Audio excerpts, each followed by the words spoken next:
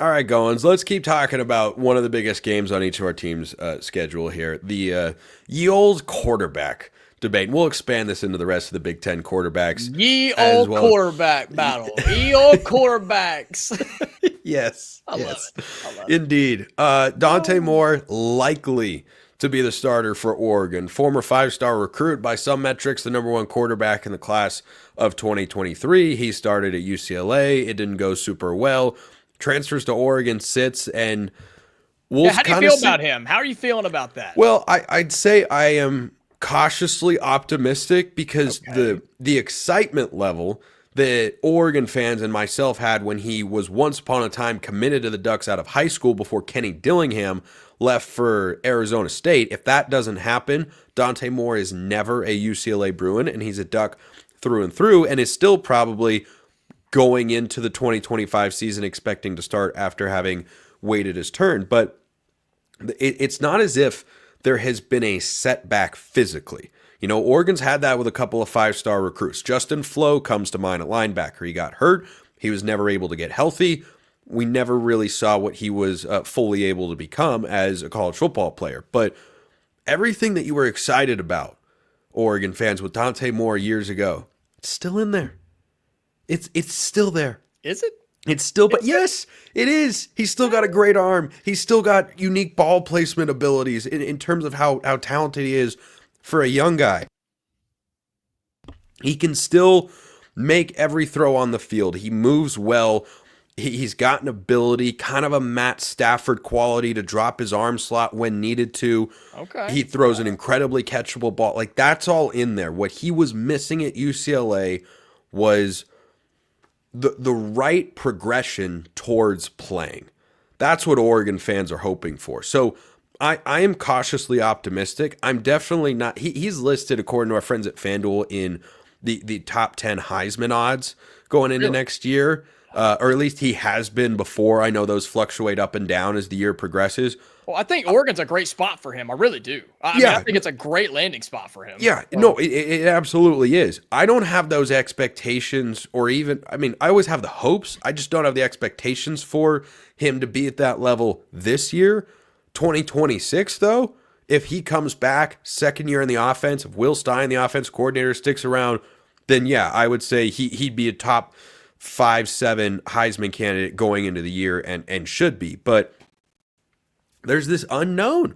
And that's one of the things that makes this game so interesting in 2025 is that you have plenty of known quantities, entities on both sides of the ball, but so many questions.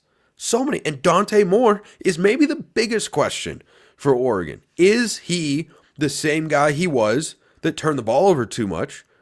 Or is he now a completely new player? We're just going to have to wait and see. But I think that's a pretty common opinion about Dante Moore from an Oregon standpoint is I believe he can be great, but I do really want to see it first.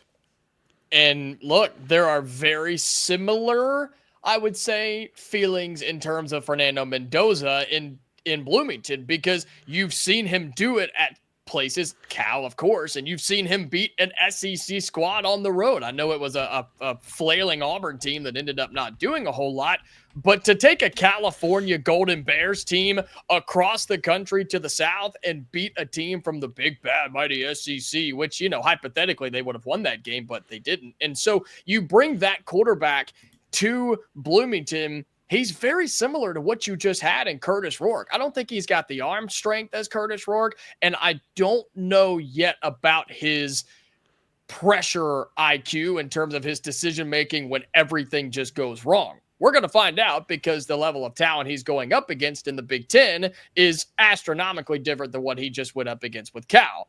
But he's similar in the fact that he does make good decisions. You don't have to ask him to do a whole lot because of what Indiana brings back on the offensive side of the football from last year, your high school recruits, and through the transfer portal. You bring in Roman Hemby, the Maryland running back. He might just be your number one. Mentioned earlier, your two top receivers, and Omar Cooper and Elijah Surratt. They're back next year. And an improved offensive line. Spencer, what was he good at Cal? Roll out, dump down, move on. Get 4 or 5 RPOs. yards. He's good at RPOs. RPO. That's all he needs to do. And he typically makes the right decision. And so while I think fans are excited about Mendoza, and you absolutely should be, you don't need him to be what Curtis Rourke was this past year, which I think was a Heisman candidate if he doesn't get hurt. You don't need that from Mendoza. Just be good enough, man. Everybody else around the quarterback position has gotten better. So Indiana's offense should be just as good, if not better. There is an element to Fernando Mendoza that reminds me of this past Oregon quarterback. I think he was Tez Johnson's brother or something, Bo Nix. And Bo went from Auburn, where it was chaos, turnover, and just a total mess, to Oregon, stability, better team, great support system, and a better head coach. Sure. And all of a sudden he thrived. I think that's kind of what Indiana's hoping for with Mendoza, right? It's not as if Mendoza was bad this past year. I'm not entirely certain about the fit because Mendoza is kind of what was at Cal this past year, 2 years when he, started the games. He won the job in the second half of the 2023 season, which I'll get to in just a moment. He thrived in the RPO game, and I felt like Indiana's offense was all about the downfield shots, the back shoulder throws. But if they're able to run the ball better with guys like Pat Coogan at center, the transfer from Notre Dame, then hey, maybe he elevates. And it's the Cignetti system that you should definitely trademark, right as I said it out loud. You should, maybe it's the Cignetti system that should have Indiana fans excited. But for a moment, Hoosier fans, you might want to cover your ears, because I just have to throw out while we're discussing the quarterbacks in this game, Jacob. The last time Fernando Mendoza went to Autzen Stadium was a fateful day in 2023. Now, he doesn't play defense, so I won't hold him accountable for the 63 points that Oregon hung on the Golden Bears that day. But I will, however, at least hold him partially responsible for the 18 of 34 stat line, 177 yards, 5.2 yards per attempt, an interception, and a QBR of 12. So you're gonna need. Is that considered losing football? I don't know. Well, it's definitely not winning football. It's not winning football, Jacob. That's what I know. But one thing that should be pointed out in that regard with regards to Mendoza and his defense, the interception was thrown in the red zone, and I don't remember if he had the guy open, but he got hit as he threw because Cal's offensive line was not particularly good. He also had a fumble in this game. Why? Cal's O-line wasn't very good. Yeah. This Oregon defensive line just lost a lot. Jordan Burch, Jamari Caldwell, Derek Harmon. Those are first 3 to 4 round picks. Harmon's a first. Burch is probably a second or third. Caldwell maybe a fourth or fifth. That's tough to replace. But Mateo Uiagalelei is still over there, man.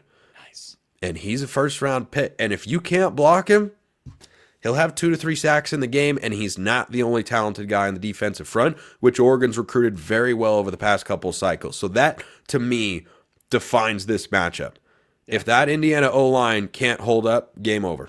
Done. Which is crazy, because that means it may not even come down to what the quarterback does. It may just come down to what the guys in front of them allow them to do, right? And can Indiana's defensive line and linebacker core get home against an offensive line in Oregon? Historically, that's one of the best in college football. That's why Oregon puts up 1 million points in their time. I mean, that's the story. But shocker, I know, breaking news here on the Locked On Podcast Network. It's going to be won and lost in the trenches in a game like this. Whoa. I know. Hardcore stuff over here. I've never seen that. That's why you tune in Locked On Hoosiers every single day. Oh, you get stuff like that. But we're just not paying you enough here at the network. I mean, my goodness.